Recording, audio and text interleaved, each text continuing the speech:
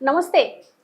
So, ప్రస్తుతం Kevin అనే వ్యక్తి మనతో పాటు ఉన్నారు. ఇంతకు ముందు కూడా నేను ఇతన్ని ఇంటర్వ్యూ చేశాను. అప్పుడు శ్రావ్య అనే అడ్వకేట్ ద్వారా నేను బాధించబడ్డాను అని చెప్పేసి మీడియాని అప్రోచ్ అయ్యారు. ఇప్పుడు కూడా సేమ్ అలాగే నేను ఒక మహిళ వల్ల నేను విక్టిమ్ అయ్యాను, బాధించబడుతున్నాను అని చెప్పేసి మళ్ళీ మీడియాకి ఎక్కారు. అసలు ఆయన ఉద్దేశం ఏంది? అసలు ఏం చేద్దామని, ఏం ప్రూవ్ చేద్దామని ఇలా మీడియాకి వస్తున్నాడు అనేది ఆయనే కనుక్కొని తెలుసుకుందాం. నమస్తే సార్. కెవిన్ గారు, నాదొక సూటి ప్రశ్న.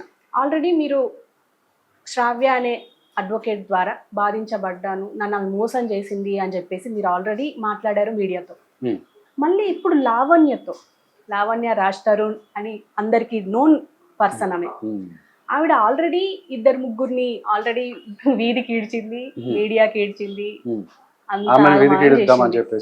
సో ఆమె విక్టిమా, ఆ మగవాళ్ళు విక్టిమా అనేది సెకండరీ. కానీ మళ్ళీ మీరు విక్టిమ్ అని చెప్పేసి మళ్ళీ ఇప్పుడు మీడియాకి ఎక్కుతున్నారు. అసలు ఏంటి? అసలు ఫస్ట్ శ్రావ్య గురించి చెప్పండి, తర్వాత లావణ్యకి ఎలా పరిచయం అయ్యారనేది చెప్పండి. ఓకే. సో శ్రావ్య గురించి చెప్పాలంటే నేను మీకు ఇనిషియల్గా ఇప్పుడు చెప్పినట్టే నేను యాక్చువల్గా డెలైట్లో చేసేవాడిని జాబ్. సో 2019లో డెలైట్లో చేసే టైంలో నాకు ఒక ముగ్గురు ప్రొడ్యూసర్స్ని పరిచయం చేశాడు డైరెక్టర్ పేరు వచ్చేసి కళ్యాణ్జీ గోగన. ఈ కళ్యాణ్జీ గోగన ఎట్లా తెలుసు అంటే నేను సిబిఐటిలో చేసినప్పుడు నా కాలేజ్ ఫ్రెండ్ సునీల్ మోహన్ గుంటి అనే అతను ఐడిబిఐ బ్యాంక్లో మేనేజర్గా చేస్తున్నాడు ఇప్పుడు. సో అతను ఈ కళ్యాణ్జీ గోగన అనే డైరెక్టర్కి పరిచయం చేశాడు. సో ఆ కళ్యాణ్జీ గోగన అనే అతను ఇంతకుముందు నాటకం అనే మూవీ ఒకటి చేశాడు. ఆ మూవీ పెద్దగా హిట్ అవ్వలేదు. సో అందుకని నెక్స్ట్ ఫిల్మ్ తన ఓన్ లవ్ స్టోరీ అని చెప్పాడు నాకు. సో ఆ స్టోరీ ఏంటంటే కాదల్, తమిళ టైటిల్, తెలుగు మూవీ. సో తన ఫ్రెండ్ వాళ్ళ అక్కని లవ్ చేసి పెళ్లి చేసుకున్నాడు. సో అదే స్టోరీని మూవీగా చేస్తాను అని చెప్పేసి ఇట్లా అప్రోచ్ అయ్యాడు. ఆల్రెడీ షూటింగ్ స్టార్ట్ అయ్యి 50% అయిపోయింది నన్ను అప్రోచ్ అయ్యే టైంకి. సో హీరో వచ్చేసి Vishwant Duddumpudi, Kerintha Manamantha fame, and Chitra Shukla, silly fellows fame. So ఆ టైంలో మ్యూజిక్ డైరెక్టర్ వచ్చి మణి శర్మ అండి. ఇది ఇన్వెస్ట్మెంట్ అగ్రిమెంట్ ఇది. ఓకే. సో నేను 30 lakhs పర్సనల్ లోన్ తీసుకొని బ్యాంక్లో ఇన్వెస్ట్ చేయడం జరిగింది. అయితే ఆ 30 lakhs తోటి వీళ్ళు మూవీని కొంత ప్రోగ్రెస్ చేసి మళ్ళీ బడ్జెట్ ఇష్యూస్ వల్ల ఆగిపోయింది, మళ్ళీ డబ్బులు పెట్టమన్నారు. అయితే నా దగ్గర అంత డబ్బులు లేవు. నేను మిడిల్ క్లాస్ ఫ్యామిలీ నుంచి వచ్చాను. మా father central government employee and మా మదర్ వచ్చి హౌస్ వైఫ్. సో మనం ఇంకొకరిని ఎవరినైనా తీసుకుందాము యాజ్ అ ప్రొడ్యూసర్. అంటే నేను 4వ వాడిని కదా, 3 ప్రొడ్యూసర్స్ ఆల్రెడీ ఉన్నారు, నేను 4వ వాడిని, 5వ వాడిని ఎవరినైనా తీసుకుందామని చెప్పాను. అయితే సరే అని చెప్పి మేమందరం ట్రై చేస్తున్న టైంలో మ్యూజిక్ డైరెక్టర్ సాయి కార్తిక్ అని ఒక ఆయన ఒక ప్రొడ్యూసర్ని పరిచయం చేసినట్టున్నారు. ఆయన పేరు కిరణ్ రెడ్డి మందాడి. నేనే రాజు నేనే మంత్రికి వన్ ఆఫ్ ద ప్రొడ్యూసర్. దాంట్లో సినిమాలో కూడా 3 ప్రొడ్యూసర్స్ ఉన్నారు, సురేష్ బాబు గారు, భరత్ చౌదరి గారు, కిరణ్ రెడ్డి గారు. సో అయితే వీళ్ళు వెళ్ళి మూవీని అమ్మేశారు నాకు తెలియకుండా. ఓకే. నాకు తర్వాత తెలిసింది, ఇన్ఫర్మేషన్ వచ్చింది. సో నేను ఆయన దగ్గరికి వెళ్ళి, కిరణ్ రెడ్డి గారి దగ్గరికి, టఫ్ అండ్ స్టూడియోస్ ఆయన బ్యానర్, ఆయన దగ్గరికి వెళ్ళి ఇట్లాగా సార్ ఇది ఇన్వెస్ట్మెంట్ అగ్రిమెంట్, నేను పర్సనల్ లోన్ తీసుకొని ఇన్వెస్ట్ చేశాను, బ్యాంక్ స్టేట్మెంట్స్ ఇవి అని చెప్పి చూపించిన తర్వాత ఆయన సరే యాక్చువల్గా వాళ్ళు నన్ను కూడా మోసం చేశారు. నేను క్లియర్గా అడిగాను ఎవరెవరు ఉన్నారు టీంలో అంటే నీ పేరు చెప్పలేదు, వాళ్ళ మీద కేసు వేసే అన్నారు. కానీ నేనైతే కంటిన్యూ చేద్దామని అనుకున్నాను మూవీలో, ఎందుకంటే నాకు మూవీస్ అంటే ఇంట్రెస్ట్ చిన్నప్పటి నుంచి. సో అంటే రోల్ కూడా ఏమన్నా ఇస్తారేమో అనే ఒక చిన్న ఆశతోటి ఇన్వెస్ట్ చేయడం జరిగింది. కాకపోతే ఇంకా నేను ఇట్లా నీలాంటి చిన్న వాళ్ళతో చేయను, నా రేంజ్ వేరు, సురేష్ బాబు గారి రేంజ్ అన్నట్టు చెప్పారు. సరే ఆయన పెద్ద పొలిటికల్ ఇన్ఫ్లుయెన్స్ ఉన్న బిజినెస్ మ్యాన్, అందుకని నేను ఇంకా ఫైట్ చేయలేక వీళ్ళ పైన కేసు వేసానండి. నేను ఉండేది నాచారం పిఎస్లో 2021లో ఎఫ్ఐఆర్ అనేది రిజిస్టర్ చేయడం జరిగింది. ఓకే. ఇది ఎఫ్ఐఆర్.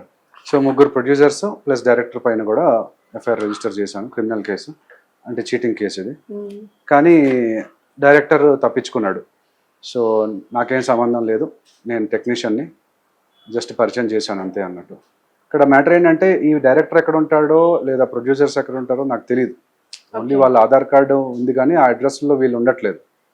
వాళ్ళు అడ్రస్లు మార్చేశారు, ఫోన్ నెంబర్లు మార్చేశారు. ఎవరైతే నమ్మానో నా ఫ్రెండ్ సునీల్ మోహన్ గుంటి అనే అతను కూడా నాకు సంబంధం లేదు, నేను జస్ట్ నీకు ఫ్రెండ్లీగా హెల్ప్ చేద్దాం అనుకున్నాను, అటు సైడు ఇటు సైడు అతను స్కూల్ ఫ్రెండ్, నువ్వు సిబిఐటి ఫ్రెండ్, ఇద్దరికి హెల్ప్ చేద్దాం అనుకున్నాను, కానీ మరి అట్లా అవుతుందని నేను కూడా ఎక్స్పెక్ట్ చేయలేదు కదా.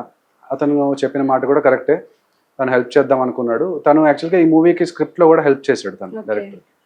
సో మరి అతన్ని నమ్మి ఇచ్చాను, కానీ చివరికి ఇట్లాగా. సో ఇప్పుడు ఈ సినిమా వల్ల శ్రావ్యకి పరిచయం అయ్యారా? యా, తర్వాత ఏమైందంటే 2022లో సివిల్ కేసు అనేది వేసాను, మనీ రికవరీ కేసు. సో ఈ క్రిమినల్ కేసు ఏదైతే వేసామో దాంతో మనకి డబ్బులు రావు, ఓన్లీ వాళ్ళకి పనిష్మెంటే పడుతుంది. ఇప్పుడు ఆ స్టేజ్ కూడా సమ్మన్ స్టేజ్లో ఉందండి. సో ఫస్ట్ స్టేజ్ వచ్చేసి అపియరెన్స్ ఆఫ్ అక్యూజ్డ్ అంటారు, సెకండ్ స్టేజ్ వచ్చేసి సమ్మన్స్ అంటారు. సో వాళ్ళు ఏంటంటే సమ్మన్స్ వచ్చిన తర్వాత వస్తాము అనే టైప్లో ఎన్నిసార్లు సమ్మన్స్ పంపించినా నేను మీకు అది కూడా చూపిస్తాను స్టేటస్, అట్లీస్ట్ ఒక 10 టైమ్స్ అండి, at least 10 times appearance of accused అని చూడండి, సమ్మన్స్ తీసుకోవట్లేదు, రావట్లేదు. సో తర్వాత ఏం చేశానంటే మనీ రికవరీ కేసు వేసాను, సివిల్ కేసు, ఇది సూట్ వేసిన తర్వాత ఇక్కడ కూడా కొత్త ప్రొడ్యూసర్ ఒక్కళ్ళే రెస్పాండ్ అయ్యారు, పాత ప్రొడ్యూసర్స్ ప్లస్ డైరెక్టర్ రెస్పాండ్ అవ్వట్లేదు. యా, సో అది అట్లా నడుస్తుంది. అయితే 2023లో రామ్ గోపాల్ వర్మ గారు TV9లో ఒక డిబేట్ పెట్టారు. ఏంటంటే స్ట్రే డాగ్స్, వీధి కుక్కలు ఒక చిన్న బాబుని చంపేశాయి. సో చంపేశాయని చెప్పేసి GHMC మీద ఇట్లాగా ఒకటి డిబేట్ పెట్టారు. దాంట్లో కావేటి శ్రీనివాసరావు గారు అని ఒక సీనియర్ అడ్వకేట్, కరీంనగర్లో ఉంటారు ఆయన US సిటిజన్ యాక్చువల్గా. ఆయన బాగా మాట్లాడారు ఆ డిబేట్లో. సో అయితే ఆయన్ని లింక్డ్ఇన్లో మెసేజ్ చేశాను. మెసేజ్ చేసి ఇట్లాగా సార్ నాది ఒక సివిల్ కేసు ఉంది, కొంచెం మీరు హెల్ప్ చేయాలంటే సరే రమ్మన్నారు. ఖైరతాబాద్ ఆఫీస్కి వెళ్ళాను. వెళ్తే అక్కడ నా ఎక్స్ గర్ల్ ఫ్రెండ్ శ్రావ్యాని పరిచయం చేశారు. సో ఫస్ట్ టైం శ్రావ్యాన్ని కలిసినప్పుడు అమౌంట్ పంపించిన అమౌంట్ ఇది గూగుల్ పే ద్వారా 10,000, తర్వాత 15,000 పంపించాను. సో తర్వాత ఏమైందంటే మా ఇద్దరి మధ్యలో ఫ్రెండ్షిప్ ఏర్పడింది ఈ కేసు విషయంలో కలుస్తూ. సో తను కొచ్చికి వెళ్తున్నాను అని చెప్పేసి నన్ను పిలిచిందండి. అంటే ఈ కేసు టైంలో ఇద్దరు కలిశారు?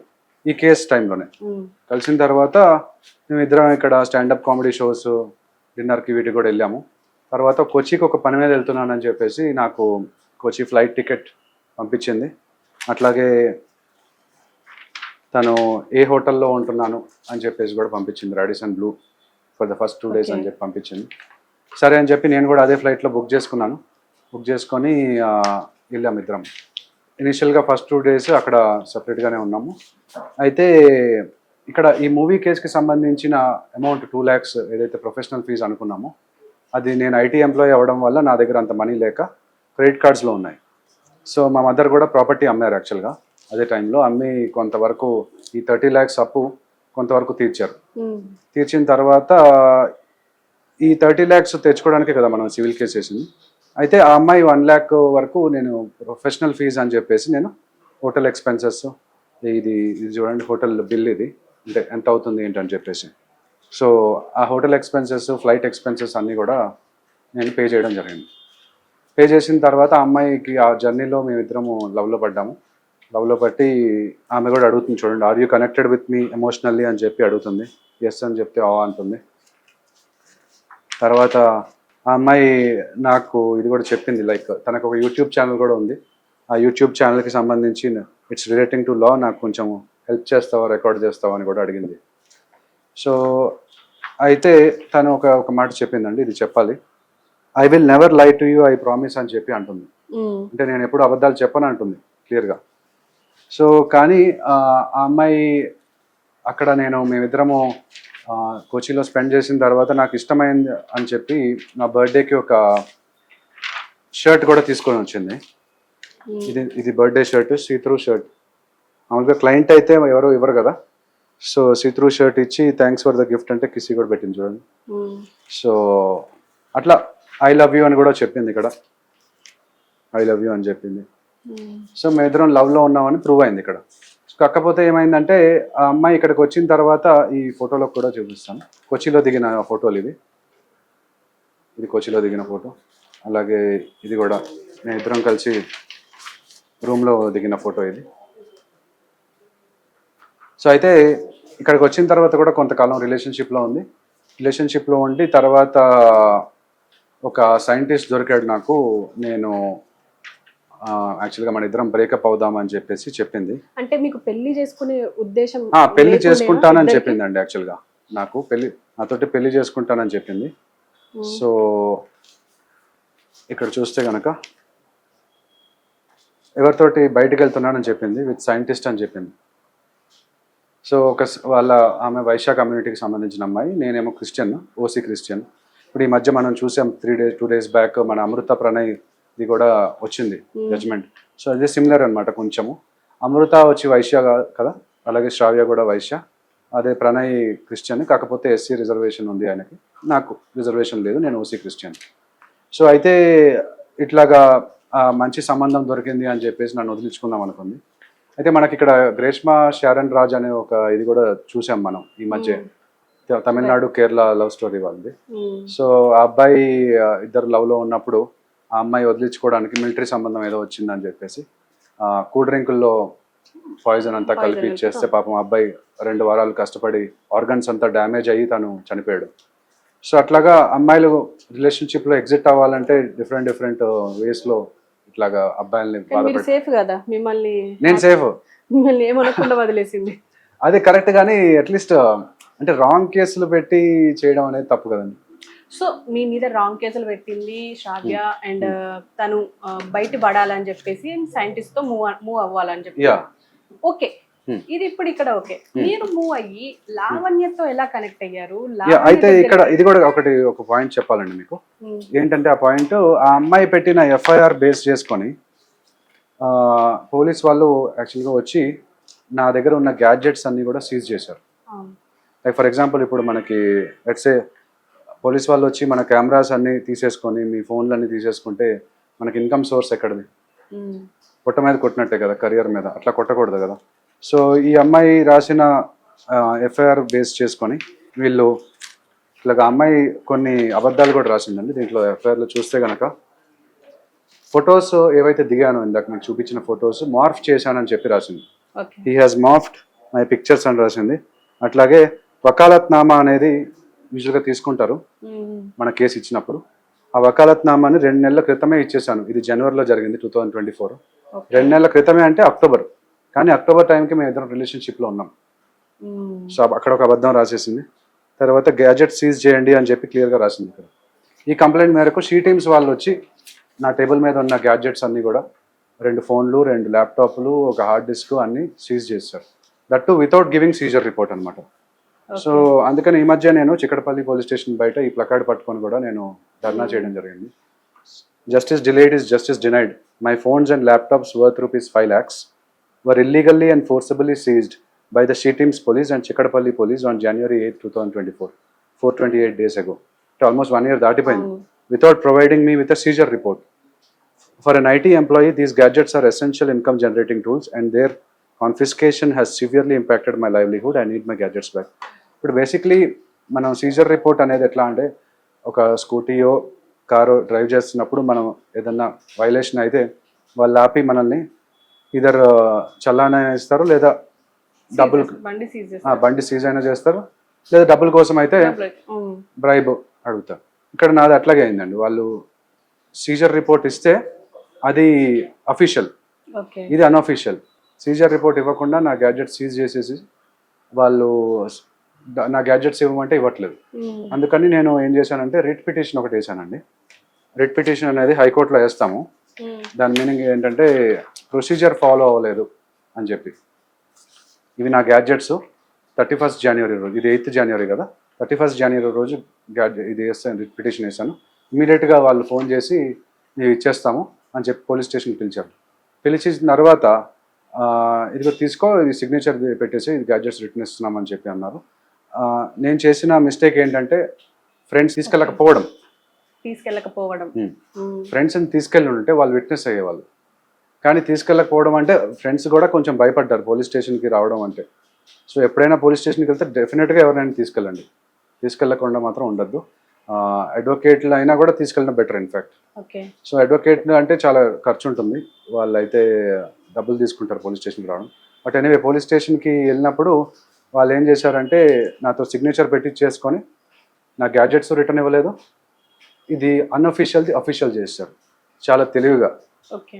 ఒక డిసీట్ఫుల్గా ఇది చేశారు. సో నేనేం చేశానంటే ఇమీడియట్గా కమిషనర్కి ఒక మెయిల్ పెట్టేసి తర్వాత ఇంకొక రిట్ పిటిషన్ వేశాను. Writ petition for CCTV footage of the Chikkadpally police station. So Chikkadpally police station ఆ రోజుకి సంబంధించిన సీసీటీవీ ఫుటేజ్ తీయండి, నేను వచ్చాను, సిగ్నేచర్ చేశాను, నా గ్యాడ్జెట్స్ నాకు ఇవ్వలేదని చెప్పేసి. సో దాన్ని బ్యాక్ డేటెడ్ చేసేసారు వీళ్ళు. సో ఇప్పుడు యాక్చువల్గా fight against Shravya as well as the police system. So అదైన తర్వాత నాకు కొన్ని లూప్ హోల్స్ అవి కూడా కనబడ్డాయండి మన సిస్టంలో. ఏంటి అంటే లూప్ హోల్స్. సో ఫస్ట్ ఏమైందంటే తర్వాత నేను బార్ కౌన్సిల్లో కంప్లైంట్ ఇచ్చాను ఆమె పైన. బార్ కౌన్సిల్లో March 18th కంప్లైంట్ ఇవ్వగానే రిటాలియేషన్ నా పైన March 19th సెకండ్ ఎఫ్ఐఆర్ చేసేసింది చార్మినార్ పోలీస్ స్టేషన్. అది ఫస్ట్ పోలీస్ స్టేషన్ చిక్కడపల్లి, ఇది చార్మినార్ పోలీస్ స్టేషన్. చేసిన తర్వాత మళ్ళీ ఇంకా ఇట్లా అవ్వట్లేదు అని చెప్పేసి మీడియాకి వచ్చాను. మీకు గుర్తుంది, October 2024లో మీరు తీసుకున్నారు నా ఇంటర్వ్యూ. అప్పుడు వచ్చాను అని చెప్పేసి మళ్ళీ సైబర్ క్రైమ్లో మళ్ళీ ఎఫ్ఐఆర్ వేసేసింది, 3rd ఎఫ్ఐఆర్. సో తర్వాత ఏం చేశానంటే హ్యూమన్ రైట్స్ యాక్ట్ కిందకు వస్తుంది ఇది. ఎందుకంటే సో మన ఆర్టికల్ 14 and 21 ప్రకారం, ఇండియన్ కాన్స్టిట్యూషన్ ఆర్టికల్ 14 and 21 ప్రకారం ప్రైవసీ ఇష్యూ యాక్చువల్గా. అట్లా పాస్వర్డ్స్ ఓపెన్ చేయాలి అని చెప్పేసి అంటున్నారు, కానీ అది చేయక్కర్లేదు. మన కేసుకి సంబంధించింది ఏదైతే ఉందో అది మాత్రం ఇస్తే చాలు. అయితే స్టేట్ హ్యూమన్ రైట్స్ కమిషన్కిను నేషనల్ హ్యూమన్ రైట్స్ కమిషన్కి లెటర్ రాశాను, కానీ జడ్జి గారు లేరు. ఓకే. జడ్జి గారు లేకపోతే ఎట్లాగా మనకి డెఫినెట్గా ఎవరినో ఒకళ్ళు బ్యాకప్ పెట్టాలి కదా, బ్యాకప్ పెట్టకుండా లేకుండా ఉంది. తర్వాత పోలీసుల మీద కంప్లైంట్ ఇవ్వడానికి పోలీస్ కంప్లైంట్స్ అథారిటీ లేదు అసలు తెలంగాణలో. వేరే స్టేట్లో ఉంది, ఢిల్లీలో ఉంది, మన స్టేట్లో కూడా పెట్టాలి డెఫినెట్గా. దాని తర్వాత ఏమైందంటే వకాలత్నామా అండి. వకాలత్నామా అనేది ఇందాక మనం చూసాము ఎఫ్ఐఆర్లో. మన వకాలత్నామా మేము 2 months బ్యాకే ఇచ్చామండి కదా. ఈ వకాలత్నామాలో చూస్తే 2 signatures ఉన్నాయి, ఒకటి శ్రావ్యాది, ఇంకొకరిది కావేటి శ్రీనివాసరావు గారిది అనుకున్నాను నేను, కానీ అది కావేటి శ్రీనివాసరావు గారిది కాదు, అది వాళ్ళ ఫాదర్ది. ఈ శ్రావ్య అనే ఆమె 2nd generation అడ్వకేట్. మామూలుగా మనం ఏమనుకుంటాం, కావేటి శ్రీనివాసరావు గారు పరిచయం చేశారు కాబట్టి ఆయనది అనుకుంటాం కదా, కానీ అది కాదు. సో ఈ మాన్యువల్ వకాలత్నామాలో డేట్ లేదు, ఏమీ లేదు, అసలు ఏ కేసుకి సంబంధించిందో తెలీదు. ఇలా ఉంటే సిస్టము లూపోలే కదా, వాళ్ళు మిస్యూజ్ చేసేస్తారు. సో డిజిటల్ వకాలత్నామా అనేది పెట్టాలి అని చెప్పేసి నేను డిమాండ్ చేస్తూ చీఫ్ జస్టిస్కి కూడా లెటర్ రాయడం జరిగింది. అలాగే ఇప్పుడు ఏదైతే మనం చూసామో నేను పర్సనల్ లోన్ తీసుకొని ఇన్వెస్ట్ చేశానని చెప్పాను కదా 30 lakhs. సో అయితే ఇక్కడ బ్యాంక్ వాళ్ళు ఊరుకోవట్లేదు, వాళ్ళు ఇంటికి వస్తున్నారు, ఇంటి మీద పడుతున్నారు. సో ఇంటి మీద పడి నాకు ఇక్కడ చూడండి వినిపిస్తాం. మీరే నిన్న వచ్చారా? మొన్న వచ్చింది మీరేనా? ఓకే చెప్పండి. పేమెంట్ ఇప్పుడు యాక్చువల్గా ఫోన్ ఎత్తట్లే కదా నేను. నాకు యాక్చువల్గా ఇప్పుడు నాకు ఇవ్వాల్సిన అమౌంట్ ఇవ్వాల్సిన వాళ్ళు ఉన్నారు. ఓకే, పర్సనల్ లోన్ 2019లో తీసుకొని వాళ్ళకి ఇచ్చిన నేను అమౌంట్. అదే మళ్ళీ ఏమంటానంటే ప్లే చేయండి, నేను పంపిస్తాను.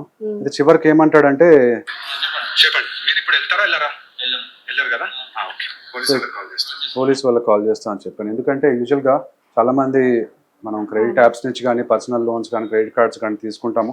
కొన్నిసార్లు పరిస్థితి బాగా కట్టలేని పరిస్థితి ఉంటుంది, కానీ బ్యాంక్ వాళ్ళు ఇట్లాంటి రౌడీస్కి అపాయింట్ చేసి, అతను యాక్చువల్ కోటక్ బ్యాంక్ కాదు, మేబీ ఏదో రికవరీ ఏజెంట్ వచ్చి ధమ్కి ఇస్తున్నాడు, థ్రెటన్ చేస్తున్నాడు. నేను వెళ్ళను, నువ్వేం చేసుకుంటావు చేసుకో, నువ్వు పైసలు కడితే కానీ నేను వెళ్ళను అంటున్నాడు. సో పోలీస్కి కాల్ చేసి ఇమీడియట్గా నేను కంప్లైంట్ చేశాను, అప్పుడు వెళ్ళిపోయాడు. సో అట్లా మీకు ఎవరికైనా కూడా ఇట్లా ఇబ్బంది అయితే ఇమీడియట్గా మీరు పోలీస్కి కాల్ చేయొచ్చు, చేసి కంప్లైంట్ ఇవ్వచ్చు, వాళ్ళని నోటీస్ పంపించమని చెప్పి. హెల్ప్ అయింది. అంటే ఇంకా వస్తున్నారు, రోజుకి నాకు ఒక 50 calls వస్తాయండి. ఇంకా ఫోన్ సైలెంట్లో పెట్టుకోవాల్సి వస్తుంది. ఈ ప్రొడ్యూసర్స్ ఏమో నా డబ్బులు ఎప్పుడు ఇస్తారో తెలీదు, ఇక్కడ శ్రావ్య కూడా నన్ను మోసం చేసి ₹1,00,000 నాతో ఖర్చు పెట్టించుకొని రిటర్న్లో నా మీద కేసు వేసి దానివల్ల నా జాబ్ పోయింది. జాబ్ పోవడం వల్ల ఇదే మా మదర్ ఇట్లాగా ప్లీ అని చెప్పేసి నేను రాశాను, రికవరీ ఏజెంట్స్ ఇంటికి వస్తున్నారు అని చెప్పేసి. సో తర్వాత వచ్చి ఇట్లాంటి అమ్మాయిలు ఇప్పుడు లావణ్య, శ్రావ్య లాంటి వాళ్ళు రాంగ్ కేసులు పెడుతున్నారు. అలాంటి వాళ్ళ మెంటల్ స్టేటస్ ఫస్ట్ చెక్ చేయాలి అనేది సైకాలజిస్ట్ని పెట్టాలి. ఎందుకంటే ఫ్యామిలీ కోర్ట్స్లో ఉంటారు సైకాలజిస్టులు కౌన్సిలింగ్ చేయడానికి, కానీ పోలీస్ స్టేషన్లో ఉండరు. పోలీస్ స్టేషన్లో ఎట్లా ఉంటుందంటే నాది శాలరీ 36 lakhs ఉండేదండి లాస్ట్ శాలరీ, అయితే 3 లక్షలు పర్ మంత్. అయినా కూడా కోర్స్ ట్యాక్స్లు కట్ అవుతాయి అనుకోండి. సో అయినా కూడా నన్ను ఒక క్రిమినల్ లాగా ట్రీట్ చేశారు. 4 o'clock ఆ రోజు January 8th పట్టుకెళ్ళి నైట్ 11 వరకు నుంచోబెట్టారు. ఫుడ్ లేదు, వాటర్ లేదు, ఏమీ లేదు. సో అది కూడా హ్యూమన్ రైట్స్ ఇష్యూ యాక్చువల్గా. ఓకే, అంటే పోలీస్ స్టేషన్లో ఎట్లా ఉందంటే రివర్స్లో ఉందండి. యూజువల్గా కోర్టులో ఎట్లా ఉంటుందంటే you are innocent until proven guilty, కానీ పోలీస్ స్టేషన్లో అది reverse, you are guilty until proven innocent. So అని చెప్పారు actual CTM ACP Lakshmi Prasanna madam చెప్పారు. సో అక్కడ ఏం జరిగిందంటే ఆమె ఫొటోస్, వీడియోస్ అవన్నీ డిలీట్ చేయమని చెప్పారు.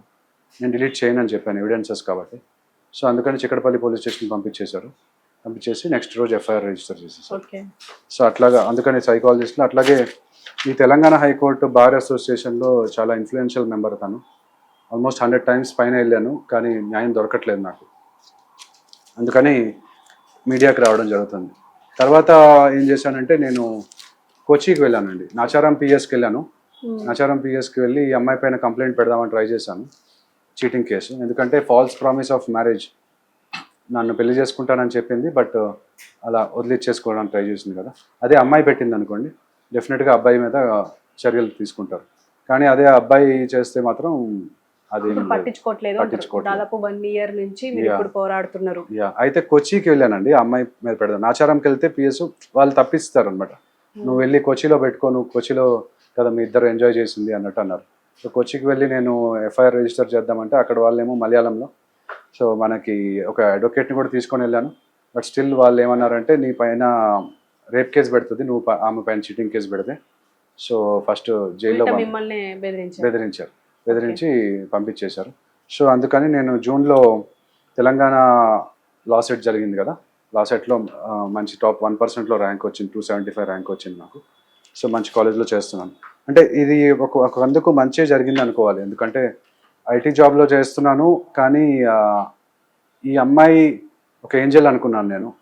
సో నా ప్రాబ్లమ్స్, మూవీ కేసుకి సంబంధించిన ప్రాబ్లమ్స్ అన్ని తను సాల్వ్ చేస్తుంది, మా మదర్ సిస్టర్ తర్వాత ఆమె అనుకున్నాను. కానీ ఆ అమ్మాయి కూడా ఇట్లాగా నా పైన ఇట్లా రాంగ్ కేసు పెట్టి మా ఫ్యామిలీని చాలా ఇబ్బంది పెట్టింది. సో చివరికి నేనే లాలోకి వచ్చి సిస్టమ్ని కాస్త చేంజ్ చేద్దాం, నా అంతు ప్రయత్నం నేను చేద్దాము అని చెప్పి. అయితే ఇంకొకటి ఏంటంటే ఇన్స్టాగ్రామ్లో అఫీషియల్ పీపుల్ ఆఫ్ ఇండియా అని చెప్పేసి ఒక ఇన్స్టాగ్రామ్ రీల్, అది నాది వైరల్ అయిందండి. 1.8 crore మంది చాలా చూశారు ఆల్ ఓవర్ ఇండియా. చూసి 500,000+ లైక్స్ కూడా వచ్చినాయి.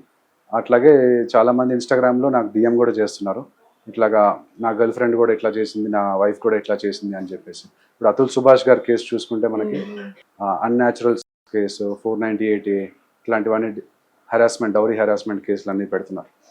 సో అవి ఉన్నాయి, చాలా వరకు ఇండియాలో జరుగుతున్నాయి. నార్త్లో యాక్చువల్గా దీపికా నారాయణ్ భరద్వాజ్ అని ఒక ఆవిడ ఉన్నారు, ఆవిడ ఫైట్ చేస్తున్నారు మెన్ కోసం. ఇట్లాగా మనకు కూడా మంచి అమ్మాయిలు మంచోళ్ళు ఉంటారు, చెడ్డోళ్ళు ఉంటారు, చాలా మైనారిటీ చెడ్డోళ్ళు ఉంటారు, మెజారిటీ మంచోళ్ళే ఉన్నారు. వాళ్ళు కూడా ముందుకు వచ్చి మా లాంటి విక్టిమ్స్, మేల్ విక్టిమ్స్కి సపోర్ట్ చేస్తే బాగుంటుంది. ఓకే, ఇప్పుడు మీరు ఆల్రెడీ ఒక అమ్మాయి విషయంలో విక్టిమ్ అయ్యారు, మళ్ళీ ఇప్పుడు లావణ్య ఎక్కడి నుంచి వచ్చింది మీకు? లావణ్య పరిచయం ఎక్కడి నుంచి వచ్చింది అంటే September 13th, 2024 లాస్ట్ ఇయర్.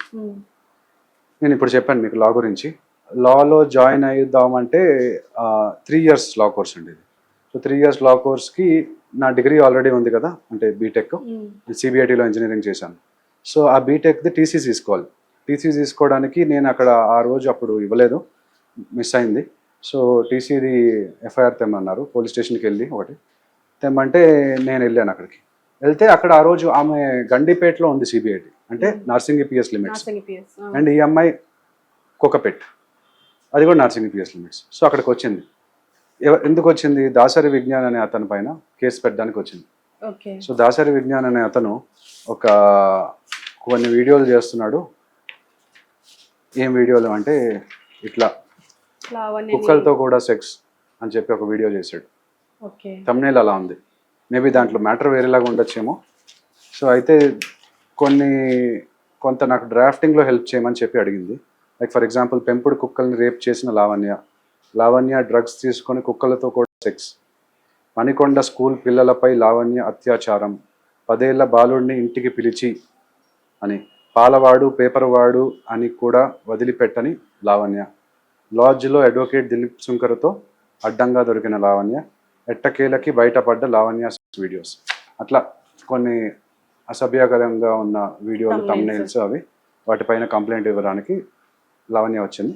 ఆ విషయంలో నేను ఆమెకి హెల్ప్ చేశాను. ఎందుకంటే ఇది చూస్తే కనుక 13 సెప్టెంబర్న తనకి మెసేజ్ పంపించడం జరిగింది. ఓకే. సో అట్లా డ్రాఫ్టింగ్కి హెల్ప్ చేశాను. అలాగే దిలీప్ శంకర్ గారి ఫోన్ నంబర్ కూడా ఇవ్వమని అడిగాను. ఓకే. సో అది మీకు హెల్ప్ అవుతుంది అని చెప్పి నా కేసు విషయంలో మాట్లాడదామని చెప్పేసి ఆమెమో నాకు కొంచెం హెల్ప్ చేస్తావా అని చెప్పేసి. ఓకే.